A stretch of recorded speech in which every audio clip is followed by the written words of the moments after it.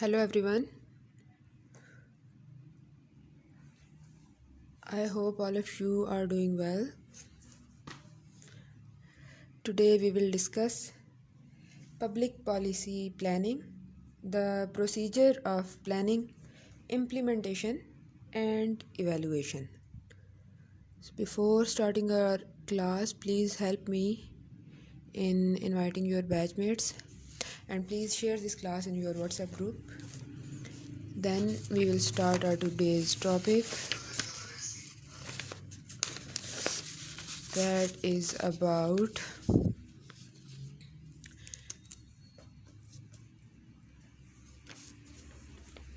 public policy planning. So first of all you must know that what is public policy planning. हम public policy planning करते क्यों हैं, इसके बाद हम देखेंगे कि हमारे पास इसके ऊपर इम्प्लीमेंटेशन के लिए कौन से प्रोसीजर्स को हम फॉलो करते हैं, and then why we do evaluation का प्रोसेस क्या होता है, the hurdles we face when we evaluate policy, और उसके बाद फिर अगर एवेल्यूशन के बाद हमारे पास क्या रिजल्ट्स आते हैं और उसके अकॉर्डिंग हम क्या काम करते हैं. आपको पता है कि हम पब्लिक एडमिनिस्ट्रेशन का जो सिलेबस है उसको डिस्कस कर रहे हैं, और उसमें हम ये देख रहे हैं कि organisations basically how do they work. ठीक है, क्यों काम कैसे करती हैं और क्यों करती हैं, for the betterment of our people. हमने इस बात को डिस्कस किया था कि अब का जो टाइम आ गया है, जो वर्ल्ड ऑर्डर आपके पास आया है, इसमें you have to get benefit from the people and you have to work for their benefits. ठीक है, अब आप ऐसे नहीं कर सकते कि लोगों को बस मार के एक ख़ास तबका अपनी पावर को इंक्रीज़ करे. अब आपका तरीक़ाकार चेंज हो गया.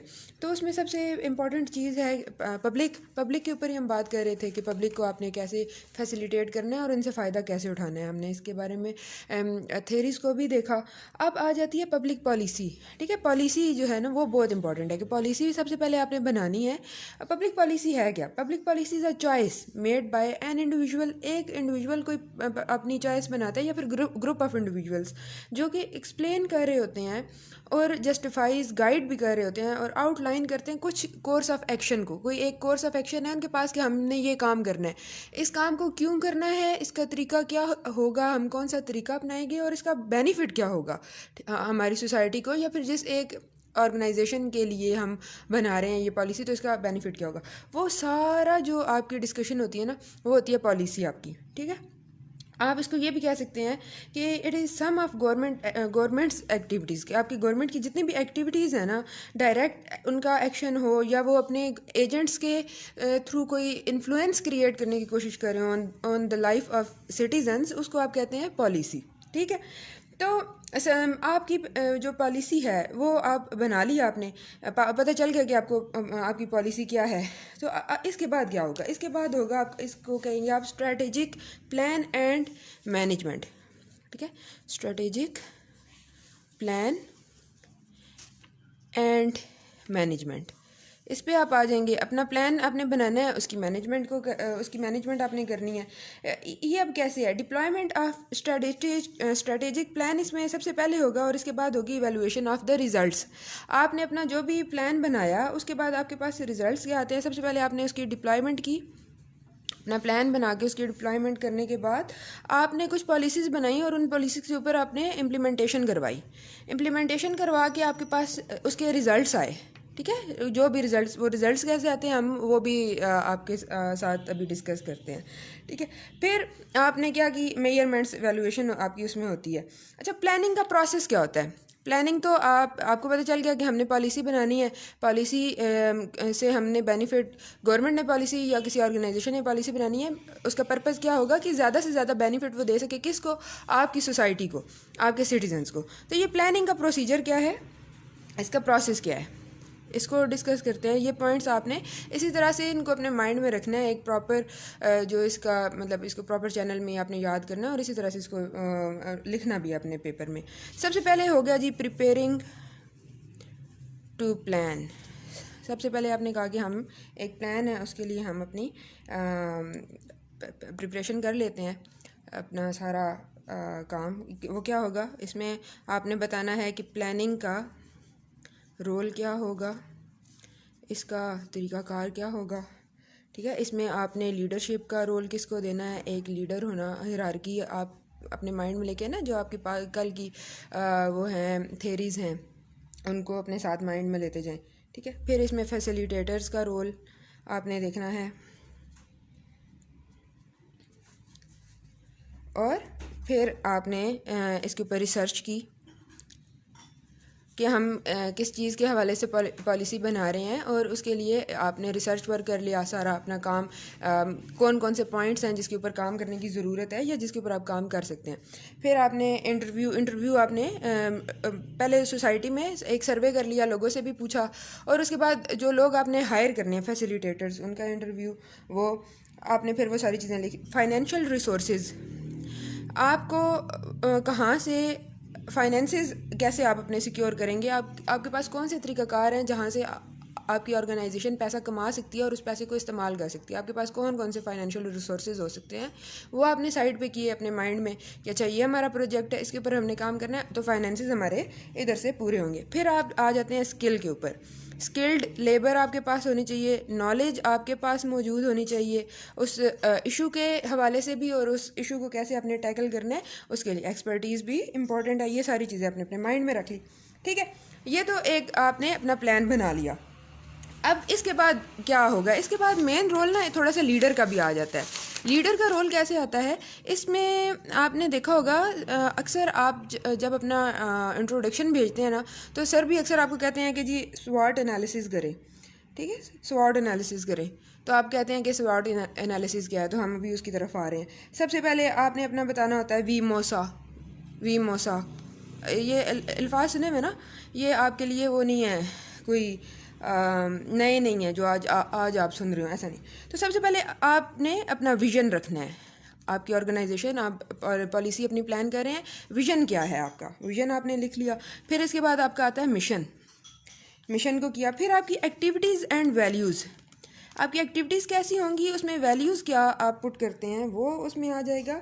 और अपने सारे इन्वायरमेंट को आपने स्कैन करना है विद स्वॉट का मतलब हो गया आपकी स्ट्रेंथ्स, आपकी वीकनेस, उस ऑर्गेनाइजेशन में आपके पास अपॉर्चुनिटीज़ क्या हैं जिनके ऊपर आप काम कर सकते हैं। ठीक है, ये और इसके बाद आप स्वॉट एनालिसिस को कंप्लीट कैसे करेंगे, इसका भी एक तरीकाकार आपको बता दिया गया है। आपकी पॉलिसी में आपको कहा गया है कि आपने ना सबसे पहले इश्यूज़ को प्रायोरिटाइज़ करना है।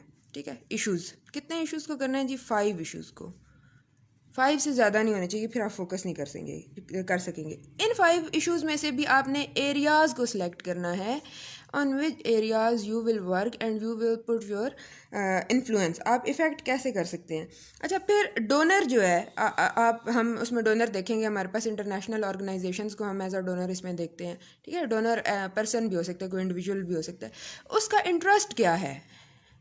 जैसे आप इसमें एग्जांपल लेते हैं ना, आपकी इंटरनेशनल ऑर्गेनाइजेशंस हैं, तो वो कुछ आपको आपके डोनर्स होते हैं, आपको फाइनेंशियली सपोर्ट कर रही होती हैं कुछ प्रोजेक्ट्स में, तो उसमें उनका इंटरेस्ट क्या होता है, मतलब जो उन्होंने लिखा होता है, जैसे कि for example third world countries में से हमने गुर्बत का खात्मा करना है, ये उनका इंटरेस्ट हो सकता है।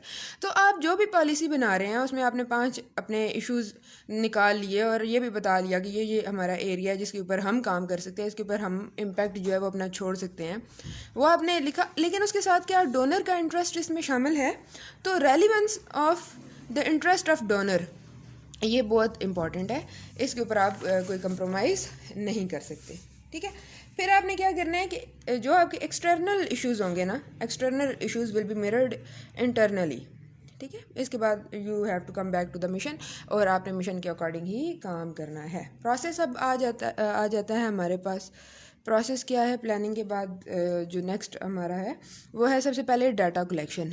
आप जिस हवाले से पॉलिसी बना रहे हैं उस पे सबसे पहले आपने डाटा कलेक्ट किया। You have to determine your objectives, अपने ऑब्जेक्टिव्स को आपने बताया कि ये हमारे ऑब्जेक्टिव्स हैं, इनके अकॉर्डिंग हम काम करना चाहते हैं। आइडेंटिफाई योर प्रॉब्लम, ठीक है, आपने अपनी प्रॉब्लम्स नहीं, अपनी जो ऑर्गेनाइजेशन है उसकी प्रॉब्लम्स को। Then you will develop recommendations, और उसके बाद इम्प्लीमेंटेशन ऑन द प्लान। जो आपने प्लान बना लिया उसके ऊपर आपने इम्प्लीमेंटेशन करने हैं। और फिर आ जाता है रिव्यू, और रिव्यू के साथ ही जुड़ा होता है अपडेट करने के लिए कुछ चीज़ें होती हैं, अपग्रेडेशन मांगती हैं, तो आप उसको करते हैं। ठीक है, फिर जी पॉलिसी एनालिसिस क्या करना है। पॉलिसी एनालिसिस आपका रैशनल सबसे पहले तो होना चाहिए, और फिर इट शुड जनरेट इंफॉर्मेशन। ठीक है, एनालिसिस जो है ना, it must use variety of tools के थ्रू आपने एनालिसिस करना है। सिर्फ क्रिटिकल थिंकिंग ऑब्जर्वेशन ही इसमें नहीं होगी, बल्कि आपने उस वक्त मौजूदा जो टूल्स हैं उस प्लान से रिलेटेड उनको आपने यूज़ करना है। क्यों? क्योंकि policy analysis is more of an art. ठीक है, मोर ऑफ एन आर्ट, इससे मुराद ये है कि आप इसमें ये देखते हैं कि ये कितना फ़ायदा हमें देगा और किस सूरत में, लॉन्ग रन में इसके क्या बेनिफिट्स होंगे, शॉर्ट टर्म में इसके कौन से बेनिफिट्स होते हैं, वो सारे आप इसमें देखते हैं। अच्छा जी, स्टेप्स इसमें आ जाते हैं। फिर जो आप पॉलिसी को बना लिया आपने, प्रोसेस सारा देख लिया। सबसे पहला है आइडेंटिफाई द प्रॉब्लम। पॉलिसी तो बनाई आपने, जिस काम के लिए बनाई, सॉरी आइडेंटिफाई द प्लान नहीं, आइडेंटिफाई द प्रॉब्लम। उसमें प्रॉब्लम क्या आ रही है, सबसे पहले आपने उसको आइडेंटिफाई किया। फिर आपने वो जो पहले की पॉलिसी है कोई अगर वो काम नहीं कर पा रही, तो नए जो ऑब्जेक्टिव्स हैं नई पॉलिसी को वो बनाया आपने। ठीक है, क्राइटेरिया एक आप डिसाइड करेंगे कि ये हमारा क्राइटेरिया है, इसके ऊपर हम डिसाइड करेंगे। अल्टरनेटिव पॉलिसीज़ की तरफ जाएंगे। अगर ये पॉलिसी आपने जो बनाई है ये काम नहीं करी, तो what will be the alternative policies and how will you evaluate those alternative policies. ठीक है, फिर आपने एनालिसिस किया, कंपेयर किया आपस में उन सबको, तो आपके पास एक रिज़ल्ट आ जाता है। Then you will monitor that result कि ये हमारे पास रिज़ल्ट है इसके ऊपर। अच्छा, इसके बाद आपका आ जाता है पॉलिसी की इम्प्लीमेंटेशन। इम्प्लीमेंटेशन के लिए ज़रूरी है कि you must have first of all sufficient resources. Sufficient resources आपके पास हों। फिर आपके पास ऑपरेशनल फ्रेमवर्क होना चाहिए जिसके ऊपर आप काम कर सकते हैं। वो क्या, वो फ्रेमवर्क आपके पास मौजूद है? तो अगर है तो उस पर काम कैसे होगा? ठीक, पेज की बचत के साथ होगा। ये भी ये अब हमारी पॉलिसी है ना। अच्छा जी, हर्डल्स इसमें क्या हो सकती हैं? किसी भी पॉलिसी के ऊपर काम करने में हर्डल्स कौन सी आप फेस कर सकते हैं? सबसे पहले हर्डल हो सकती है आपकी फाइनेंशियल। ठीक है, आप काम तो बड़ा अच्छा करना चाहते हैं लेकिन यू हैव फाइनेंशियल इश्यूज। फिर आपके पास आ जाती है ब्यूरोक्रेटिक इनकॉर्पोरेशन। ठीक है, आप काम तो करना चाहते हैं लेकिन आप उस पर नहीं कर पाते। आपने ब्यूरोक्रेटिक वो सारा देखा ना अपना, क्या था, तहरी हमने पढ़ी थी। तो कैसे आपके जो लोग हैं, ये बोलने के साथ लिख नहीं सकती, सॉरी। तो वो कैसे आपके साथ काम नहीं करते, आपको उसमें कोई मदद प्रोवाइड नहीं करते, लैक ऑफ इंटरेस्ट हो उसमें उनका हो सकता है, तो वो कैसे आपको नुकसान पहुंचाती है। फिर आपकी लैक ऑफ पॉलिटिकल सपोर्ट हो सकती है। आप कुछ भी कर लें, कितनी बड़ी आप ऑर्गेनाइजेशन बना लें, लेकिन आप एक स्टेट के साथ और उसके साथ जो पॉलिटिकल सपोर्ट है उसके बगैर कोई काम नहीं कर सकते। अगर वो आपको हासिल नहीं है तो कुछ आपको फ़ायदा नहीं होगा। फिर इसी इसी इसी के साथ जुड़ा हुआ पॉइंट है रोल ऑफ गवर्नमेंट, या फिर आप इसको कह सकते हैं प्रेशर ग्रुप्स जो आपके होते हैं। इनका रोल ये आपके लिए प्रॉब्लम क्रिएट कर सकती है। फिर ये भी हो सकती है कि public involvement, lack of public involvement. अब आपने कोई पॉलिसी बनाई अपनी पब्लिक के लिए ना, बच्चे कम पैदा करो, अब इसमें आपकी पब्लिक इंटरेस्ट ही नहीं ले रही, कोई इन्वॉल्वमेंट ही नहीं है उनकी तरफ से, तो बाकी सारे आप काम कर लें। आपकी ब्यूरोक्रेटिक जो आपका सारा स्ट्रक्चर है वो आपकी मदद कर रहा है, पॉलिटिकल सपोर्ट आपको हासिल है, एजेंसीज, प्रेशर ग्रुप, सारे लोग इसमें इंटरेस्ट नहीं ले रहे, तो क्या आप कर सकते हैं? ठीक है, फिर इसके साथ साथ हो सकता है lack of cooperation and coordination. हो सकता है उस ऑर्गेनाइजेशन के अंदर जो पॉलिसी बनाई है जिन्होंने, वही उस पर काम करने पर राज़ी नहीं है। ठीक है, तो ये सारी चीज़ें हो सकती हैं। फिर इसके बाद आपकी आती है जी पॉलिसी इवैल्यूएशन। तो पॉलिसी इवैल्यूएशन की हमारे पास कुछ टाइप्स हैं। सबसे पहले है प्रोग्राम इम्पैक्ट इवैल्यूएशन, फिर आपके पास आती है प्रोग्राम स्ट्रेटेजिक इवैल्यूएशन, और फिर आपकी आती है प्रोजेक्ट मॉनिटरिंग। ठीक, तो जो मेथड है इवैल्यूएशन का उसमें आता है कॉस्ट बेनिफिट एनालिसिस सबसे पहले, ठीक है।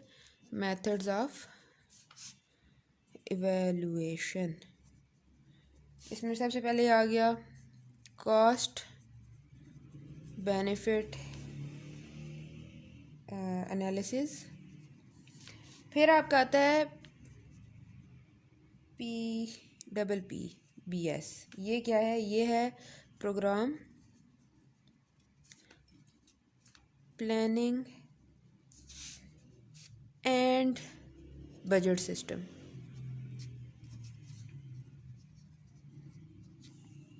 ठीक है। ये आपने सारा इस चीज़ को फॉलो किया। फिर आपके एक्सपेरिमेंटल मेथड्स आते हैं, एवेलुएशन एजेंसीज़ हैं, लेजिस्लेटिव बॉडीज़ है, ऑडिट का प्रोसेस है, ठीक है, क्योंकि फाइनेंसेस इसमें आपके सारे जुड़े हुए हैं। तो एडमिनिस्ट्रेटिव एजेंसीज जो हैं वो कैसे काम कर रही हैं, और कुछ कमीशन और कुछ इंडिपेंडेंट एजेंसीज आपकी वो भी होती हैं। अच्छा, हर्डल्स क्या होती हैं एवेलुएशन में? एक तो आपकी हर्डल होती है जी अनसर्टेनिटी ओवर पॉलिसी गोल। पॉलिसी का गोल जो है वो अनसर्टेन होता है, तो आप उसकी एवेलुएशन कैसे कर सकते हैं कि यहाँ तक जी हमने पॉलिसी के ऊपर काम कर लिया, ठीक है, हमने अपने गोल्स को अचीव कर लिया। तो जब अनसर्टेनिटी होगी अबाउट पॉलिसी गोल, तो आप उसको इवेलुएशन कैसे करेंगे, ठीक है।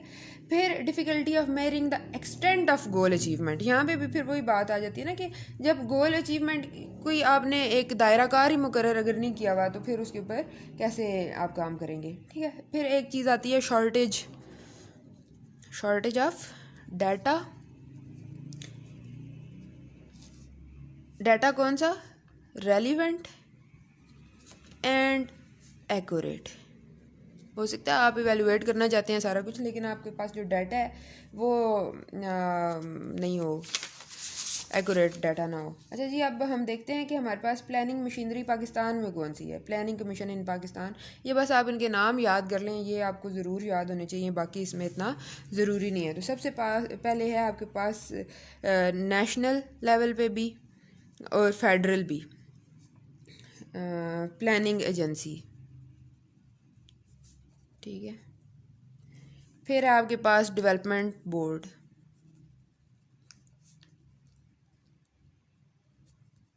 1948 में बन गया था। फिर आपकी इकोनॉमिक अफेयर्स की डिवीजन भी है, ठीक है। ये सारे आपके पास काम करें। फिर एक आपके पास प्लानिंग बोर्ड है 1953 का, ठीक है। फिर एक आपके पास permanent national planning commission, permanent national planning commission 1957, ठीक है। तो इनके फंक्शंस क्या हैं? फंक्शंस हैं, सबसे पहले इनका होता है पीरियोडिक प्लान्स बनाते हैं, ये 5 साल का, 4 साल का, 2 साल का, 6 माह का ये प्लान्स बनाते हैं। फिर इनकी होती है रिकमेंडेशंस ऑफ एडजस्टमेंट, प्रोजेक्ट्स की वैल्यूएशन करते हैं। रीजन्स और सेक्टर्स आपको और रीजन्स भी ये आपको डिफ़ाइन कर देते हैं, आइडेंटिफाई करके देते हैं कि यहाँ पे काम कर लो, ठीक है। कोऑर्डिनेशन ऑफ प्रोजेक्ट्स में भी काफ़ी आपको मदद देते हैं, ठीक है। इसके कंपोनेंट्स कौन से होते हैं? इसकी फेडरल मिनिस्ट्रीज़ हैं, डिवीजन्स वगैरह हैं, provincial planning and development department है इसमें, NEC वगैरह, ENEC है, ठीक है, एग्जेक्टिव कमेटी ऑफ NEC है आपके पास। फिर सेंट्रल डेवलपमेंट वर्किंग पार्टी है, ठीक है। फिर provincial departmental development working party, ये भी आपके पास मौजूद है। रोल ऑफ डोनर्स पे हमने कहा था कि हम बात करेंगे। डोनर्स का जो रोल होता है ना वो क्या होता है?